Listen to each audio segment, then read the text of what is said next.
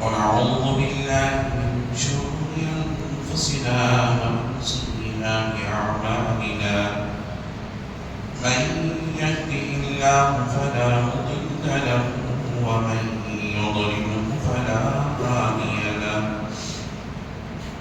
ونشهد أن لا إله إلا الله وحده لا شريك له ونشهد أن سيدنا ونبينا وحبيبنا وطبيب قلوبنا وشفيعنا وشفاء صدورنا وأعلانا وأولانا ومولانا ومنجانا ومأوانا محمدا عبده ورسوله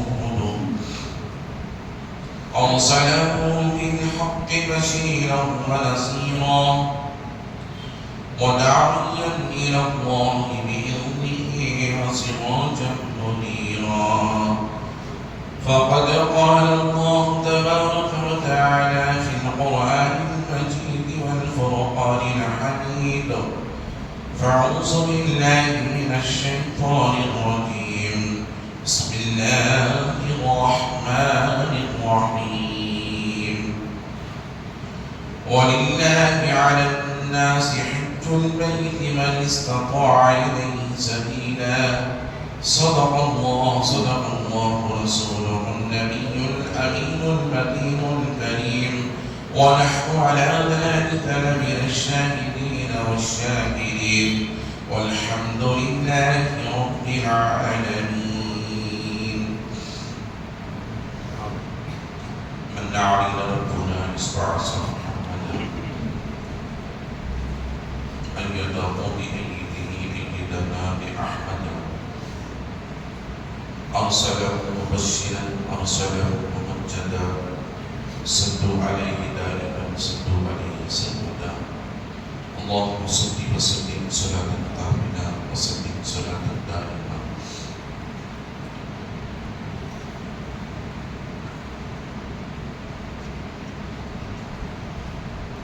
اے خانہ کعبہ تو بناتا بشر ہے اے خانہ کعبہ تو بناتا بشر ہے تو عظمت اسلام میں اللہ کا گھر ہے تعمیر تیری کی ہے خلیل اور ذبیح نے تعمیر تیری کی ہے خلیل اور ذبیح نے تو رحمت کونین کا منصور نظر ہے تو رحمت کونین کا منصور نظر ہے. دنیا کے بتکدوں میں پہلا وطن خدا کا دنیا کے بتکدوں میں پہلا وطن خدا کا ہم اس کے پاس پاک ہیں وہ پاس پاک ہمارا. حاجیوں آؤ شہنشاہ کا روزہ دیکھو حاجیوں آؤ شہنشاہ کا روزہ دیکھو کعبہ تو دیکھ چکے کعبے کا کعبہ دیکھو. درس قرآن آ کر ہم نے بلایا ہوتا ایک زمانے نہ زمانے نے دکھایا ہوتا مسجدیں مرثیہ خواہیں کہ نمازی نہ رہے وہ صاحب اوصاف حجازی نہ رہے. عزیزان محترم معزز سامعین کرام نوجوان ساتھیوں عزیز بچوں السلام علیکم ورحمۃ اللہ وبرکاتہ. خطبے کے بعد میں نے قرآن مقدس کی اس آیہ مبارکہ کی تلاوت کا شرف حاصل کیا ہے. اسے اپنا موضوع سبوت بنانے سے قبل آئے ہم اور آپ کے اندر سب سے پہلے مقدر خدا کے وکیل سراج الصالحین انیس العارفین رحمت للعالمین مکے کے سردار بدری کے تاجدار دائی حلیمہ کے پیارے بے سہاروں کے سہارے نبی محترم رسول مکرم نور مجسم آفتاب رسالت ماہتاب نبوت کونین کی زینت اور خسار امت صاحب جدو عطا غریبوں کے آقا و مولا حضور سید عالم احمد مجتبی جناب محمد رسول اللہ صلی اللہ علیہ وسلم کی مقدس ذات بابرکات کی بارگاہ میں عقیدتاً درود شریف کا ذرا پیش فرمائیں. پڑھیں اللہم صلی علی سیدنا محمد وعلی آل سیدنا محمد وبارک وسلم. الصلاۃ والسلام علیک یا رسول اللہ. نبی اور آل نبی کی بارگاہ میں ایک مرتبہ محبت انداز میں صلی اللہ علی النبی الامی وآلہ صلی اللہ علیہ وسلم. الصلاۃ والسلام علیک یا نبی اللہ. رسول اور آل رسول کی بارگاہ میں ایک مرتبہ بآواز بلند اللہم صلی علی سیدنا محمد بن عدل الجود والکرم وعلى آلہ الکرام واصحابہ الکرام اجمعین وبارک وسلم عبدا لی خمسۃ اطفی بها حق الوباء الحاتمہ المصطفى والمرتضى وابناهما والفاطمہ فسجل یا الہی کل صابق بحرمت سید الابرار سکین. اللہ تبارک و تعالی عز و جل کا بے پائی فضل و کرم ہے جس نے ہمیں اور آپ اس کے پیارے حبیب دانۂ غیوب صلی اللہ علیہ وسلم کی خود پہ پیدا فرما کر جمعۃ المبارکہ کی عظیم عبادت کی طرف ہمیں راغب فرمایا. پھر اس کے گھر میں داخل ہو کر جمعۃ المبارکہ کی عظیم عبادت کے ادا کرنے کا شرف عطا فرمایا. لاکھوں کروڑوں درود و سلام اس کے آخری پیارے رسول علیہ السلام کی مقدس ذات بابرکات پر جن کی خاطر اللہ رب العزت نے تمام کائنات کا وجود بخشا. عزیزان محترم، گزشتہ جمعہ اور پیوستہ جمعہ میں نے حج کے تعلق سے، حج کے ارکان کے تعلق سے، حج کے فضائل کے تعلق سے بہت سی باتیں گوشِ گزار کی، اور آج بھی میں نے حج ہی کے تعلق سے اپنا موضوع صحبت بنایا ہے. اللہ تبارک و تعالی عز و جل قرآن مجید میں ارشاد فرماتا ہے وَلِلَّهِ عَلَى النَّاسِ حِجُّ الْبَيْتِ مَنِ اسْتَطَاعَ إِلَيْهِ سَبِيلًا. اللہ نے جن کو استطاعت دے رکھی ہے وہ چل کر اللہ کے لیے اللہ کے گھر کا حج ادا کریں، ارکان حج کو ادا کریں. یعنی اللہ تبارک و تعالی عز و جل قرآن مقدس کی اس آیت مبارکہ کے ذریعے اس کے بندوں کو یہ بتانا چاہتا ہے کہ اے میرے بندو، میں نے حج ہر ایک پر فرض نہیں کیا، بلکہ میں نے حج اس پر فرض کیا ہے جسے میں نے استطاعت دے رکھی ہے. جو مالدار ہیں، جس کے پاس اپنے گھر سے چل کر اللہ کے گھر کو پہنچنے تک زاد راہ ہو، اخراجات ہو، پھر وہاں ٹہل کر کے اللہ رب العزت کے گھر کے پاس رہ کر مکہ المکرمہ میں حج کے ارکان کو ادا کرنے تک، اور پھر وہاں سے لوٹ کر اس کے محبوب علیہ السلام کی بارگاہ کی حاضری دے کر اپنے گھر کو لوٹنے تک اپنے خود کے لیے اخراجات رکھتے ہوئے، پھر حج کو نکلنے سے لے کر حج سے لوٹنے تک اپنے اہل و عیال کے لیے اور ان کے پورے کھانے پینے رہنے سہنے کا انتظام کرے. اور اسی لیے اللہ رب العزت نے فرمایا وَلِلَّهِ عَلَى النَّاسِ حِجُّ الْبَيْتِ مَنِ اسْتَطَاعَ إِلَيْهِ سَبِيلًا. اللہ نے جنہیں استطاعت دے رکھی ہے وہ چل کر اللہ کے لیے اللہ کے گھر کے پاس حج کے ارکان کو ادا فرمائیں. درود شریف پڑھیں اللہم صلی علی سیدنا شفیعنا حبیبنا نبینا کریمنا مولانا محمد وبارک وسلم صلی اللہ علیہ صلاۃ والسلام علیک یا رسول اللہ. تو گویا پتہ یہ چلا کہ حج مالدار پر فرض ہے. حج ایک کسب کا نام ہے. کسب کہتے ہیں محنت، مشقت، اور حج آسانی سے ادا نہیں ہوتا، بلکہ حج محنت کے ساتھ ادا ہوتا ہے. حج مشقت کے ساتھ ادا ہوتا ہے. حاجی کو اپنے گھر سے نکل کر احرام باندھ کر خانہ کعبہ پہنچ کر پھر اس کے بعد خانہ کعبہ کا طواف کرتے ہوئے مقام ابراہیم کے پاس نماز پڑھتے ہوئے چائے زمزم کو نوش کرتے ہوئے پھر صفا و مروہ کی سعی کرتے ہوئے پھر اس کے بعد مینا کی حاضری دیتے ہوئے پھر وہاں سے عرفات کے میدان میں پہنچ کر پھر وہاں سے نکل کر مزدلفہ پہنچتے ہوئے پھر وہاں مزدلفہ میں قیام کرتے ہوئے پھر وہاں سے نکل کر مینا کے میدان میں شیطان کو ککریاں مارنے کے لیے پہنچنے کے لیے پہنچ کر پھر وہاں سے نکل کر قربانی دے پھر قربانی کے بعد اپنے سر کے بالوں کا حلق یا قصر کرے پھر اس کے بعد طواف زیارہ کرے. یہ تمام حج کے ارکان ہوتے ہیں. عزیزان محترم حجاج کرام کو اس بات کا پتہ ہے. پوچھے کہ حج کتنی محنتوں و مشقتوں کا نام ہے. عزیزان محترم اسی لیے ایک تو حج ایک کسب کا نام ہے, محنت و مشقت کا نام ہے, اور دوسرا مال کے خرچ کرنے کا نام ہے. حج دو چیزوں پر مشتمل ہے. ایک مال کا خرچ ہوتا ہے, مالی عبادت ادا ہوتی ہے, اور دوسرا بدنی عبادت ادا ہوتی ہے. جہاں مالی عبادت ادا ہوتی ہے اس سے کہیں زیادہ بدنی عبادت ادا ہوتی ہے. اسی لیے اسے کسب کا نام دیا گیا, یعنی محنت و مشقت کا نام دیا گیا.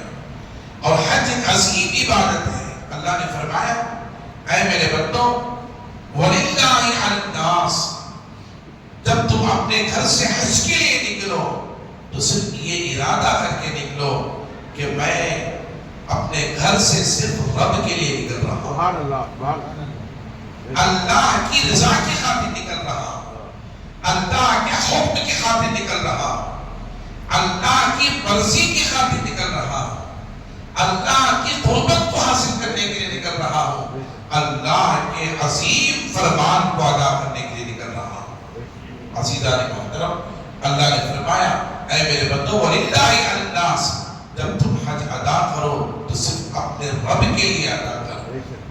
اللہ نے حکم دیا اس کے بندوں کو جنہوں نے وَأَتِمُّوا الْحَجَّ وَالْعُمْرَةَ لِلَّهِ, یا اللہ فرماتا ہے وَأَتِمُّوا الْحَجَّ وَالْعُمْرَةَ لِلَّهِ, اے میرے بندو جب تم عمرہ ادا کرو اور حج ادا کرو تو صرف اپنے رب کے لیے ادا کرو.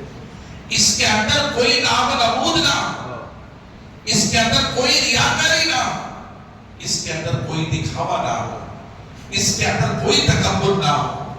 اللہ فرماتا ہے حج کے ارکان کو, حج کو ریا سے پاک رکھو, تکبر سے پاک رکھو, اور حج صرف اپنے رب کے لیے ادا کرو, عمرہ صرف اپنے رب کے لیے ادا کرو.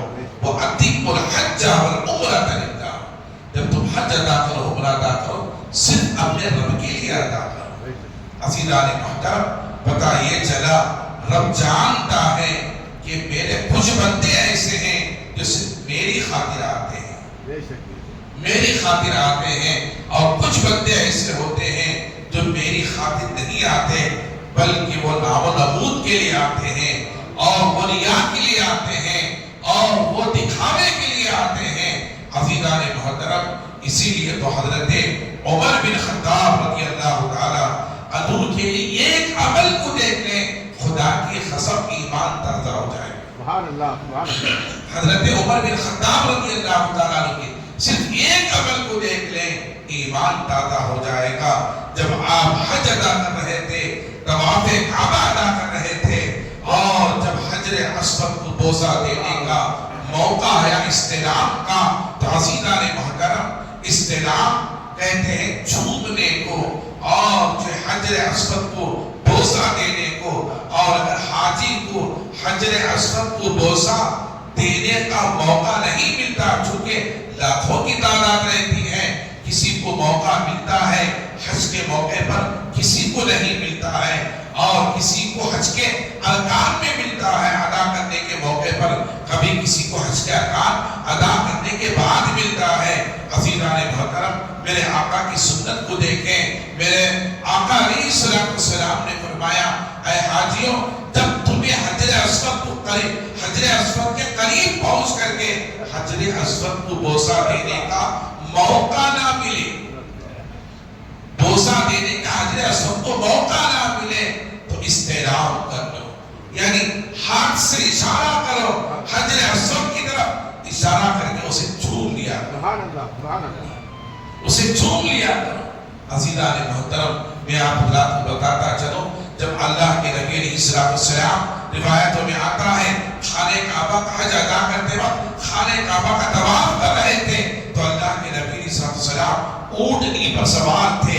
طواف کعبہ کے موقع پر اللہ کے پیارے حبیب صلی اللہ علیہ وسلم روایتوں میں آتا ہے آپ صلی اللہ علیہ وسلم کو بھی جو ہے ایسا موقع آیا کہ صحابہ اکرام کی کثرت تھی اور کثرت صحابہ جو اللہ کے نبی علیہ السلام کے ساتھ حج کے لیے مدینہ المنورہ سے روانہ ہوئے تھے، مکہ پہنچ کر کے حضور کے ساتھ احرام کی حالت میں طواف کعبہ ادا کر رہے تھے۔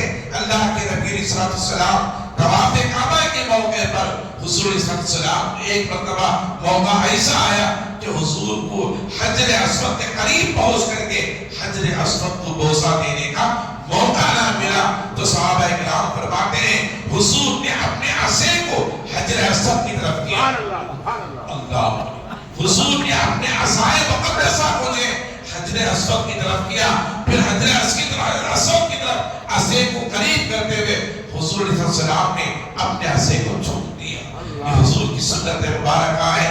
عزیزان محترم، اب یہاں سے ایک سہن ہمیں ملتا ہے، حجر اسود ایک پتھر ہے، وہ پتھر جو جنت سے لایا گیا اور جنت سے لانے کے بعد روایتوں میں آتا ہے حجر اسود ایک ایسا پتھر ہے جب تک وہ جنت میں تھا، جنت سے نکل کر زمین دنیا پر آیا تو وہ ایک نوری شعاعوں کی طرح تھا، یعنی اس سے نور نکل رہا تھا، شعاعیں نکل رہی تھی۔ عزیزان محترم، اور وہ جنتی پتھر سفید تھا، سیاہ نہیں تھا۔ آج اسے حجر اسود کہتے ہیں، یعنی کالا جو پتھر ہے خانہ کعبہ کے ایک صحن میں جو لگا دیا گیا ہے، نصب کر دیا گیا ہے۔ عزیزان محترم، وہ ایک نوری پتھر تھا، وہ ایک روشن پتھر تھا، وہ شعاعوں والا تھا۔ جب جنت سے آیا زمین دنیا پر، عزیزان محترم، وہ پتھر اسے رب نے جنت سے بھیجا اور جنت سے بھیجا اللہ نے زمین دنیا پر جو خانہ کعبہ میں نصب کیا گیا ہے، وہ پتھر آپ اندازہ کریں، اس پتھر کو چھومنا یہ حضور کی سنت ہے۔ حضرت عمر بن خطاب رضی اللہ تعالیٰ عنہ حجر اسود کے پاس گئے، جانے کے بعد اس کے قریب جانے کے بعد چھومنے سے پہلے اس حجر اسود سے خطاب فرمایا، حجر اسود سے کلام فرمایا۔ حضرت عمر بن خطاب رضی اللہ تعالیٰ عنہ، آپ اندازہ کریں کیا پتھر سنتا ہے؟ صحابی رسول حضرت عمر بن خطاب رضی اللہ تعالیٰ عنہ، عزیزان محترم، ہاں وہ نہیں سنتا، وہ کس کی نہیں سنتا؟ وہ اس کی نہیں سنتا جو خدا کے عام بندے ہیں، وہ ضرور سنتا ہے۔ کس کی سنتا ہے؟ جو خدا کے خاص بندے ہوتے ہیں، خاص و خاص جو ہوتے ہیں ان کی پتھر بھی سنتا ہے۔ عزیزان محترم، حضرت عمر بن خطاب نے کہا اے حجر اسود تو ایک پتھر ہے، حجر اسود، اے حجر اسود تو ایک پتھر ہے، نہ تو نفع دے سکتا ہے نہ نقصان دے سکتا ہے، نہ تو نفع دے سکتا ہے نہ نقصان دے سکتا ہے۔ میں تجھے اس لیے چوم رہا ہوں کہ تجھے میرے نبی نے چوما ہے، اللہ، کہ تجھے میرے نبی نے چوما ہے۔ حضرت عمر بن خطاب کہتے ہیں اے حجر اسود، اے پتھر، خدا کی قسم تجھے میں ہرگز نہ چومتا اگر تجھے میرے محبوب نہ چومے ہوتے، اگر تجھے میرے رسول نہ چومے ہوتے تجھے نہ چومتا، جو اس لیے کہ تو نہ نفع دے سکتا ہے نہ نقصان کر سکتا ہے۔ تو پیچھے حضرت علی کرم اللہ تعالی وجہہ کریم تھی، کس کے پیچھے؟ حضرت عمر بن خطاب کے پیچھے حضرت علی کرم اللہ تعالی وجہہ کریم تھے۔ حضرت علی نے کہا اے عمر یہ کیا کہہ رہے ہو؟ یہ حجر اسود ہے اور آپ کہہ رہے ہیں نہ یہ نفع دے سکتا ہے نہ نہ نقصان کر سکتا ہے۔ عزیزان محترم، حضرت علی نے کہا اے عمر بن خطاب خلیفۃ المسلمین، عمر بن خطاب رضی اللہ تعالیٰ عنہ، خدا کی قسم یہ جب بروز محشر میدان محشر میں لایا جائے گا تو اس کی دو آنکھیں ہوں گی اور زبان ہوگی، یہ آنکھوں سے دیکھے گا اور زبان سے کلام بھی کرے گا اللہ کی بارگاہ میں۔ یہ نقصان بھی دیتا ہے، نفع بھی دیتا ہے۔ کون کہہ رہے ہیں حضرت علی کا نام اللہ وجہ کرے، یہ نفع بھی پہنچاتا ہے، نقصان بھی پہنچاتا ہے۔ آپ اندازہ کریں، حضرت عمر بن خطاب نے کہا اے علی یہ نقصان کیسے پہنچاتا ہے، نفع کیسے پہنچاتا ہے؟ آپ اندازہ کریں، پتھر ہے، ایک پتھر انسان نہیں ہے، پیغمبر بھی نہیں ہے، رسول بھی نہیں ہے، اللہ کا نبی بھی نہیں ہے، بلکہ جنتی پتھروں میں سے ایک پتھر ہے۔ اسے زمین پر لا کر خانہ کعبہ پر نصب کر دیا گیا ہے۔ عزیزان محترم، اور وہ پتھر قیامت کے دن نفع بھی پہنچاتا ہے، نقصان بھی پہنچاتا ہے۔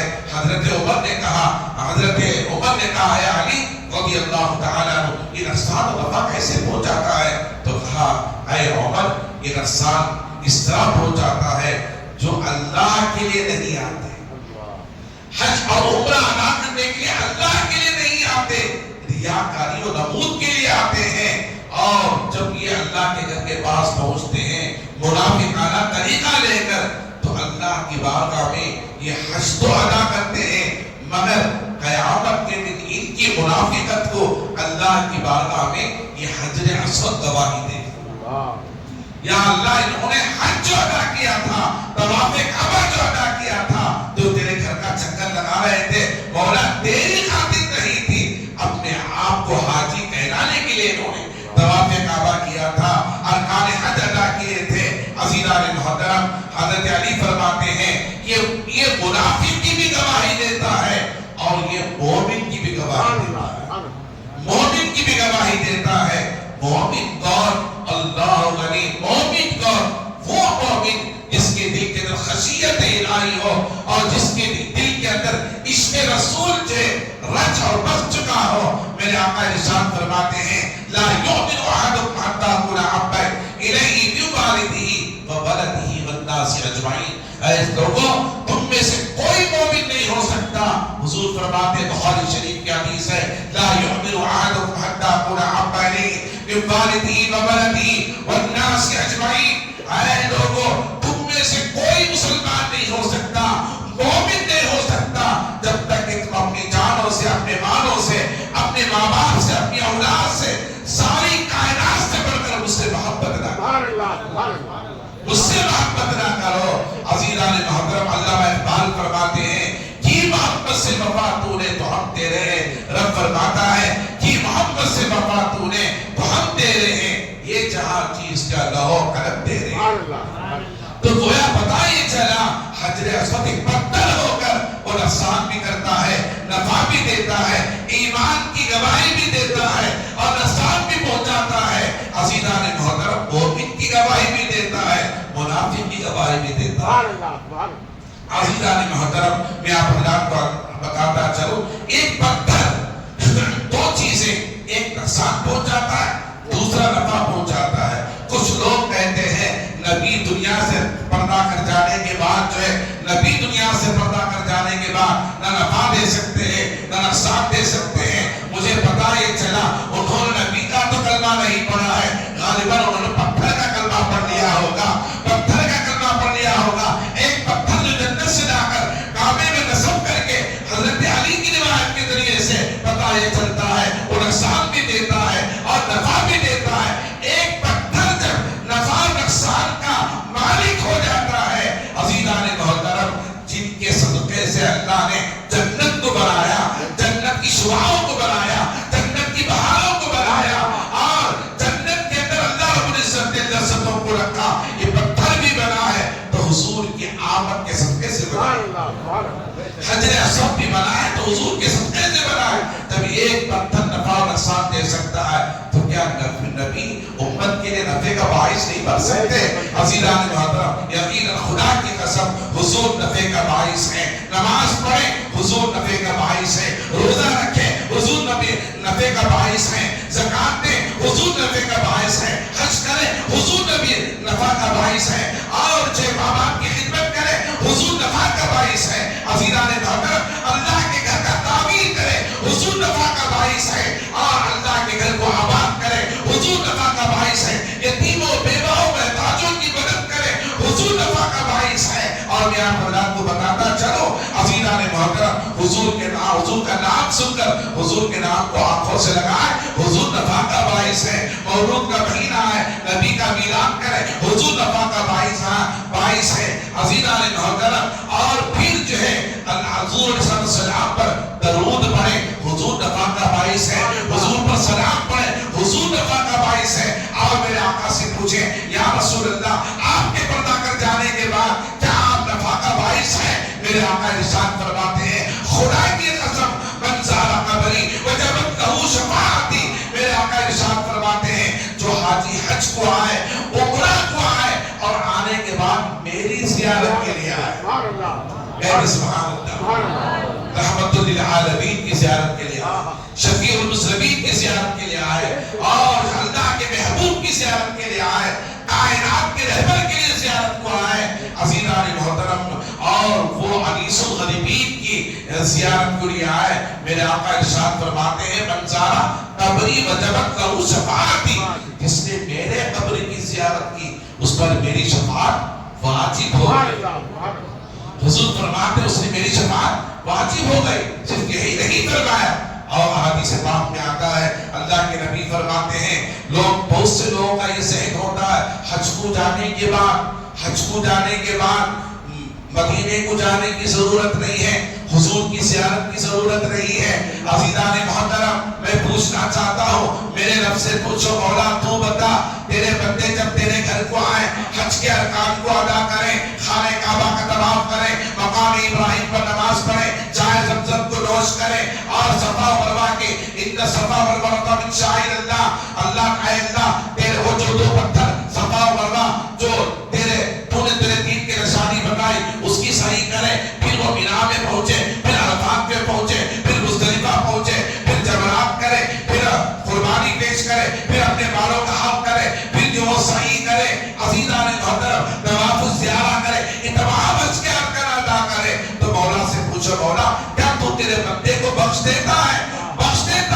اللہ نبی میرا رب فرماتا ہے اے میرے بندو آؤ حج کے ارکان تو ادا کر لو، میرے گھر کے پاس تو آ جاؤ، تڑپ جاؤ بلک جاؤ سب کچھ کرو، پر یاد رکھ لو میرا رب فرماتا ہے وَلَوْ أَنَّهُمْ إِذْ ظَلَمُوا أَنفُسَهُمْ جَاءُوكَ فَاسْتَغْفَرُوا اللَّهَ وَاسْتَغْفَرَ لَهُمُ الرَّسُولُ لَوَجَدُوا اللَّهَ تَوَّابًا رَحِيمًا۔ میرا رب فرماتا ہے طواف کعبہ کے موقع پر گڑگڑاؤ، مقام ابراہیم کے پاس گڑگڑاؤ، صفا و مروہ کی صحیح میں گڑگڑاؤ، اور مینا کی وادی میں التجا کرو رب کے حضور اپنے گناہوں کی مغفرت اور توبہ و استغفار کرتے رہو، عرفات کے میدان میں بھی استغفار کرتے رہو، مزدلفہ میں بھی اپنے گناہوں کی بخشش و مغفرت چاہتے رہو، پھر جمرات کے بعد پہنچ کر کے پھر مقام پھر جو ہے وہ قربانی دیتے ہوئے، بالوں کا حق کرتے ہوئے، طواف الزیارہ کرتے ہوئے، یہ تمام حج کے ارکان کے موقع پر تم رب کے حضور توبہ کرتے رہو، التجائیں کرتے رہو، گرہوزاری کرتے رہو، خطاؤں کی معافی چاہتے رہو،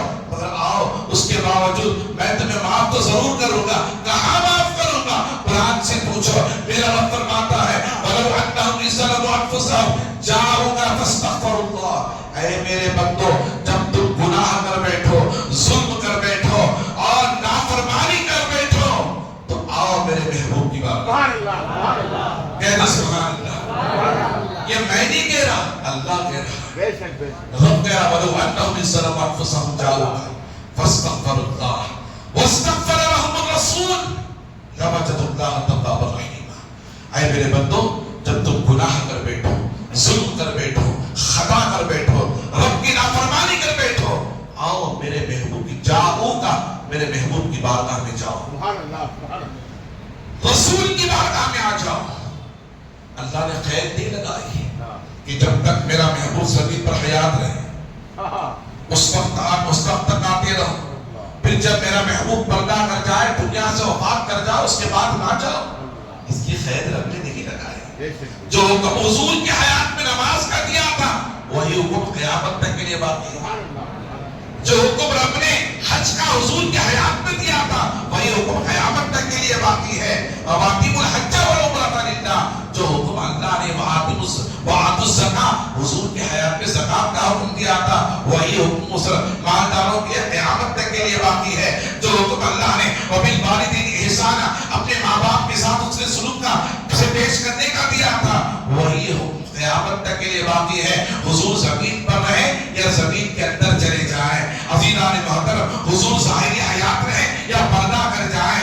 عزیزان محترم ہر حال میں میرا رب فرماتا ہے اے میرے بندو یاد رکھ لو وہ جو بندہ بنتا ہے عزیزان محترم عام بندہ تو اس کے تعلق سے رب نے گواہی نہیں دی. میرا رب فرماتا ہے اے لوگوں تم میرے رسول کی بات کرتے ہو تم میرے محبوب کی بات کرتے ہو آؤ جو پیغمبر نہیں ہے جو رسول نہیں ہے جو نبی نہیں ہے وہ بھی اگر اللہ کی بارگاہ میں شہید ہو جاتا ہے وَلَا تَقْتُلُوا مَن يُقْتَلُ فِي سَبِيلِ اللَّهِ أَمْوَاتٌ بَلْ أَحْيَاءٌ وَلَكِنْ لَا تَشْعُرُونَ. اگر وہ دنیا میں میرے خاطر شہید ہو جائے تو انہیں مردہ نہ کہو بل احیاء تمہارا رب کہتا ہے وہ اپنے قبروں میں زندہ ہے وہ اپنے قبروں میں زندہ ہے وَلَكِنْ لَا تَشْعُرُونَ تم ان کی زندگی کو سمجھ نہیں سکتے.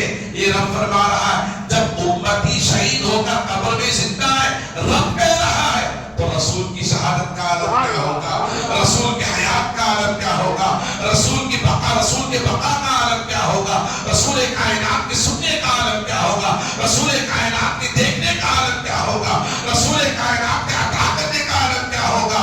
عزیزان محترم میں آپ حضرات کو بتاتا چلو امام اس کو محبت فرماتے ہیں تو زندہ ہے بندہ تو زندہ ہے بندہ تو زندہ ہے بندہ تو زندہ ہے بندہ. میرے چشم عالم سے چھپ جانے والے میرے چشم عالم سے چھپ جانے والے پھر کیا فرماتے ہیں دور و نزدیک کے سننے والے وہ کان دور و نزدیک کے سننے والے وہ کان کالے لالے کرامت پہ لاکھوں سلام کالے لالے کرامت پہ لاکھوں سلام. میں آپ حضرات کو عرض کرتا تھا حضور فرماتے ہیں میرا رب فرماتا ہے اے میرے بندو جب تم گناہ کر بیٹھو آؤ میرے محبوب کی بات آ کر کے کیا کرنا ہے رب ہی بتاتا ہے میں جب تمہیں میرے محبوب کی بارگاہ میں بلا رہا ہوں تو میں ہی تمہیں بتاؤں گا طریقہ کیا ہوگا بخشش کا طریقہ کیا ہوگا مغفرت کا طریقہ کیا ہوگا گناہوں کی معافی و تلافی کا طریقہ کیا ہوگا. جب میں نے تمہیں بھیجا ہے میرے محبوب کی بارگاہ میں نے تمہیں بلایا ہے میرے محبوب کی بارگاہ میں تمہیں نہیں بلکہ میں خود بتاؤں گا تمہیں آ کر کے کیا کرنا ہے. میرا رب فرماتا ہے وَلَوْ أَنَّهُمْ يَظْلَمُوا أَنفُسَهُمْ جَاءُوكَ فَاسْتَغْفَرُوا اللَّهَ. جب تم میرے محبوب کی بارگاہ میں جاؤ تو میرے محبوب کے دیار میں کھڑے ہو کر میرے محبوب کے قرب میں کھڑے ہو کر میرے محبوب کے جالیوں کو پکڑ کر میرا رب فرماتا ہے میرے محبوب کا توسل دے کر میرے محبوب کا وسیلہ دے کر وہ حاجی خوش نصیب ہے جن کو حضور کی زیارت مل جائے جن کو حضور کی جالیوں کی زیارت کا شفاعت سے ہو جائے جن کو حضور کی بارگاہ کی حاضری کا شرف مل جائے. خدا کی قسم کائنات میں سب سے افضل ہے جن کو حضور کی بارگاہ کی حاضری نصیب ہو جائے جن کو حضور کی بارگاہ کی حاضری نصیب ہو جائے. وہ خود نہیں جاتے رب ان کو بلاتا ہے رب ان کو بھیجتا ہے. عزیزان محترم قرب مصطفیٰ میں پہنچ کر مصطفیٰ جان رحمت کے قرب و جوار میں پہنچ کر حضور کی بارگاہ میں کھڑے ہو کر اللہ فرماتا فاستغفر اللہ اللہ کی بارگاہ میں استغفار کرو اپنے گناہوں کی معافی چاہو اپنے خطاؤں کی معافی چاہو اپنے خطاؤں کی معافی چاہو. اللہ فرماتا ہے جب تم میرے حبیب کی بارگاہ میں کھڑے ہو کر ہاتھ اٹھاتے ہو فاستغفر اللہ اے اللہ معاف کر دے اے اللہ معاف کر دے اے اللہ معاف کر دے. اللہ کہاں کھڑے ہو کر حضور کی بارگاہ میں کھڑے ہو کر حضور کے مزار کے پاس کھڑے ہو کر حضور کی جالیوں کے پاس کھڑے ہو کر حضور کے قرب میں کھڑے ہو کر. عزیزان محترم ان فرشتوں سے پوچھو کہ حاجی ایک مرتبہ جب جا کر کے آتا ہے حج کر کے حضور کی بارگاہ میں حاضری دے کر کے آتا ہے عزیزان محترم دوبارہ موقع ملے یا نہ ملے یہ اللہ کے عطا کردہ مقدر کی بات ہے۔ فرشتے جب آتے ہیں اللہ کے حکم سے، حضور فرماتے 70,000 فرشتے صبح کو آتے ہیں میری بارگاہ میں، 70,000 فرشتے شام کو آتے ہیں، شام کو آتے ہیں۔ وہ کیسے آتے ہیں؟ عزیزان محترم، اللہ کے حکم سے 70,000 فرشتے بیت معمور کے پاس کو طواف کرتے ہوئے احرام باندھ کر وہ خانہ کعبہ پہنچتے ہیں، خانہ کعبہ کا طواف کرتے ہیں، حج کے ارکان ادا کرتے ہیں، پھر فرشتے حضور کی زیارت کو آتے ہیں، حضور کی زیارت کو آتے ہیں۔ خدا کی قسم میں بر رسول سے کہہ رہا ہوں، فرشتے خانہ کعبہ کے پاس اللہ کے حکم سے آتے ہیں، خانہ کعبہ کا دیدار کرتے ہیں، طواف کعبہ کرتے ہیں، صفا و مروہ کی سعی کرتے ہیں، حج کے ارکان میں شامل رہتے ہیں، مگر وہ نہیں کہتے مولا تو ہمیں مکے میں رکھ، تو ہمیں مکے میں رکھ، تو ہمیں مکے میں رکھ، ہمیشہ تیرے گھر کا دیدار کرتے رہے۔ نہیں، یاد رکھ لیں، وہاں سے نکل جاتے ہیں اور حضور کی بارگاہ میں جاتے ہیں۔ حضور کی بارگاہ میں جانے کے بعد حضور کی زیارت کرتے ہیں۔ میرا رب پوچھتا ہے، فرشتے عرض کرتے ہیں اے فرشتوں تم نے جا کر کے کیا کیا؟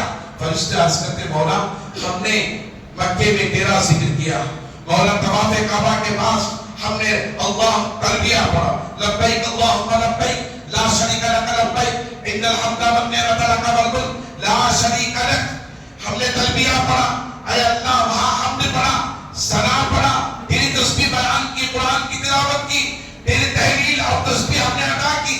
یہاں ہم کیا کریں؟ تو میرا رب فرماتا ہے فرشتوں جب تک تمہیں رہنا ہے صرف میرے محبوب پر درود و سلام پڑھتے رہنا، کہتے سبحان اللہ، درود و سلام پڑھتے رہنا ہے۔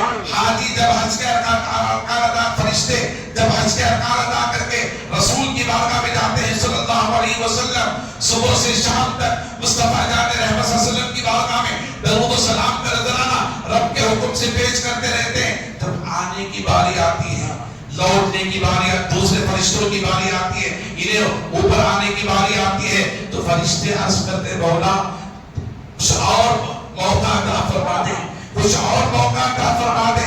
میرا رب فرماتا ہے فرشتوں نہیں، تمہارا وقت ختم ہو چکا ہے، تمہارا وقت ختم ہو چکا ہے، اب دوسرے فرشتوں کو آنا ہے۔ تو فرشتے عرض کرتے مولا ٹھیک ہے، اگر ہمیں ہمارا وقت ہو چکا ہے تو دوبارہ ایک مرتبہ موقع عطا فرما دے تاکہ تیرے محبوب کی زیارت کا اللہ، تاکہ تیرے محبوب کی بارگاہ کی زیارت کا شرف حاصل کر لیں۔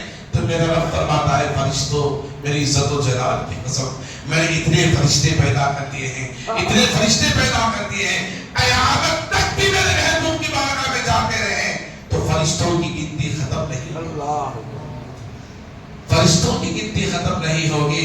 عزیزان محترم، میرا رب فرماتا ہے تمہیں جا کر کے وہاں کیا کرنا ہے؟ فاستغفر اللہ، فاستغفر اللہ، اللہ کی بارگاہ میں توبہ کرو۔ میرے محبوب کی بارگاہ میں کھڑے ہو کر بلایا کیوں؟ بتانا یہی چاہتا، معاف ضرور کروں گا، میں تب معاف کروں گا جب تم میرے محبوب کا وسیلہ لوگے، میرے محبوب کا وسیلہ لوگے، میرے محبوب کا قرب حاصل کر لوگے، میرے محبوب کی بارگاہ میں جاؤ گے۔ فاستغفر اللہ، اللہ فرماتا ہے توبہ کرو، استغفار پڑھو اور گر گڑاؤ اللہ کی بارگاہ میں۔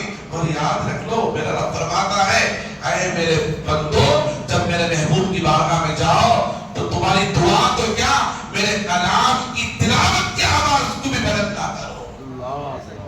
لا ترفعوا اصواتکم فوق صوت النبی ولا تجهروا له بالقول كجهر بعضكم لبعض ان تحبط اعمالكم وانتم لا تشعرون۔ میرا رب فرماتا تم گفتگو بھی نہ کرو آپس میں جیسے اپنے دوستوں میں گفتگو کرتے ہو، جب وہاں آ کر کے آوازوں کو بلند نہ کرو۔ یہاں مکے میں تم زور سے کہتے تھے لبیک اللہم لبیک لا شریک لک لبیک، مگر میرے محبوب کی بارگاہ میں جا کر آوازوں کو بلند نہ کرو۔ ان تحبط اعمالکم، تمہارے اعمال برباد کر دوں گا، انتم لا تعلمون، اس کی تمہیں خبر بھی نہیں ہوگی، اس کی تمہیں بھنک بھی نہیں ہوگی۔ اللہ اکبر، مصطفیٰ جان رحمت کی بارگاہ کے آداب خدا بتا رہا ہے، اللہ بتا رہا ہے استغفر اللہ، توبہ کرو اللہ کی بارگاہ میں۔ عزیزان محترم، ایک بات بتا کر کے میں اپنی تقریر کو ختم کرنا چاہتا ہوں، توجہ سے سنیں۔ اللہ فرماتا ہے جب تم میرے محبوب کی بارگاہ میں جاؤ گے، توبہ کرو گے، استغفار کرو گے، اور میں تمہیں دیکھتا رہوں گا، میں تمہیں रसूल इसलिए कि तुम मेरी बारगाह में तौबा कर रहे हो, मेरे महबूब की बारगाह में जाओ। तुम तो तौबा करोगे, अपने गुनाहों की माफी और तलाफी रब की बारगाह में चाहोगे, इस्तिग़फ़ार तो तुम जरूर करोगे मेरे महबूब की बारगाह में जाकर, मगर तुम्हारे साथ मैं मेरे महबूब के लबों को भी देखूंगा, मेरे महबूब के लबों को भी देखूंगा, मेरे महबूब के होठों को भी देखूंगा, मेरा महबूब भी तुम्हारे ताकत से कुछ कहता है कि नहीं कहता? कहते सुभान अल्लाह, वचन कर कहते सुभान अल्लाह, हाथ उठाकर कहते सुभान अल्लाह। हाजियों आओ शहंशाह का रोजा देखो, काबा तो देख चुके, काबे का काबा देखो। मेरा रब फरमाता है तुम इस्तिग़फ़ार आपके हुजूर मेरे महबूब की बारगाह में खड़े होकर जरूर करोगे, मगर तुम्हारे साथ मेरे महबूब को भी तकूंगा, मेरे महबूब को भी देखूंगा कि मेरा महबूब तुम्हारे ताल्लुक से कुछ कहता है कि नहीं कहता है। अल्लाहु अकबर। वो रसूल क्यों नहीं कहते, वो पैगंबर क्यों नहीं कहते? अल्लाह फरमाता है वमा अरसलनाका इल्ला रहमतल लिल आलमीन, मैंने तमाम आलमीन के लिए मेरे महबूब को रहमत बना करके भेजा है। ताइफ की धरती पर जिन्होंने हुजूर पर संसार करके पत्थर मार करके खून से लहूलुहान कर दिया था, मेरे रब ने फरमाया था ऐ महबूब इन दुश्मनों ने, जालिमों ने तुम्हारे साथ ये सुलूक किया है, खुद मेरी इज्जत और जलाल की कसम अगर तुम एक बात बता दो मौला तो इन्हें तबाह कर दे, ताइफ के दोनों पहाड़ियों को जमा कर दूंगा, इस बस्ती की बस्ती को कंकड़ में तब्दील कर दूंगा। उस वक्त मेरे रसूल ने फरमाया मौला नहीं, मैं रहमत बन करके आया हूँ, रहमतुल लिल आलमीन बन करके आया हूँ, तूने मुझे रहमतुल आलमीन कहा है, आलमीन की रहमत के लिए मैं रहमत बन करके आया, साहबत बन करके नहीं आया। आज ये मुझे पत्थर मार रहे, कल इनके बच्चे मुझ पर ईमान लेकर आए, कल इनके बच्चे मुझ पर ईमान लेकर आए। ताइफ की सरजमीन पर मुस्तफा जाने रहमत जिन्होंने खून से लहूलुहान कर दिया, रब का हुक्म होने के बावजूद भी मुस्तफा ने बद्दुआ नहीं फरमाई, बद्दुआ नहीं फरमाई। वो यहाँ कैसे हुजूर अपने होठों को नहीं खोलेंगे अपनी उम्मत के जिसके लब्बों पर ला इलाहा इल्लल्लाह मुहम्मद रसूलुल्लाह, जिसके दिल पे हुजूर की मोहब्बत हो, तड़प हो, सलाम के गजरे हो, दरूद के गजरे हो, और वो माँ बाप की खिदमत करने वाला, नमाज पढ़ने वाला, अल्लाह अल्लाह के रसूल से मोहब्बत करने वाला अज़ीज़ान मुहतरम में हुजूर की बारगाह में पहुंचता है, तो क्या हुजूर से ऐसे भेंट देंगे? नहीं। मेरा रब फरमाता है वस्तग़फ़र लहुर रसूल लवजदुल्लाह तव्वाबर रहीमा। अल्लाह फरमाता है महबूब जब तू कहता है, जब तू कहता है मौला माफ कर दे, उम्मती मेरा आया है, बख्श दे, गुलाम मेरा आया है, तो मेरा रब फरमाता है लवजदुल्लाह तव्वाबर रहीमा। ऐ महबूब मेरी इज्जत और जलाल की कसम, जैसे तेरा हो इस गुनहगार के लिए खोलेंगे, इस उम्मती के लिए खोलेंगे, इस गुलाम के लिए खोलेंगे, मेरी इज्जत और जलाल की कसम उसी वक्त उसे बख्श दूंगा, उसी वक्त उसे बख्श दूंगा, माफ कर दूंगा, उसे खताओं से हिसाब पाक कर दूंगा, जैसे माँ के पेट से पैदा हुआ है, जैसे माँ के पेट से पैदा हुआ है। अज़ीज़ान उस रसूल पर कुर्बान क्यों ना जाए, उस रसूल पर कुर्बान क्यों ना जाए कि मोहब्बत से वफा तूने तो हम दे रहे हैं, ये जहाँ चीज क्या लोहो कलम दे रहे हैं। वाखिर दावाना अनिल हम्दुलिल्लाहि रब्बिल आलमीन। सुन्नत